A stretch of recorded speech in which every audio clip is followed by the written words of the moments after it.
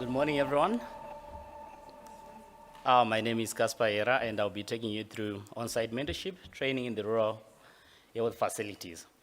So, to begin with, Mazowe district was actually realized as a district that is the fastest growing HIV incidence, and prevalence was also growing fast in that district in Zimbabwe. And what we realized also was that new cases of HIV in Zimbabwe particularly, they were going down amongst the general population, but still concentrated within high-risk population to what we would refer as key populations in other instances. Then again, we saw that previously, our training methodology normally was so centralized as in classroom training for healthcare workers. And this was not so effective in terms of cascading down to every member of the facility staff that was there in the remotest rural districts.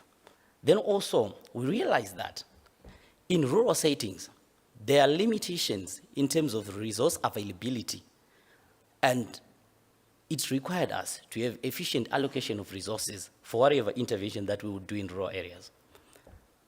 Then for us, what we did at Zimtech, we coordinated a joint support with the district health executives to support the facilities, facility by facilities, to try to improve the outcomes that would actually be there. And in this approach, we mentored the sites for the HIV risk assessment, including pre-exposure prophylaxis, eligibility, screening, and also providing competent service to the high-risk populations or the key populations in Mazowe district. This approach was done on once every month to every facility of the 29 facilities that are in the district. And we also mentored 35 community cadres who were peer high-risk population members that would actually promote and improve demand for HIV services within the communities. Then we ended up by comparing before and after to see if this intensified support of monthly support really yielded a difference in terms of the results that we got. And what we saw was that HIV testing amongst high-risk populations increased by 25% comparing the before and the after support.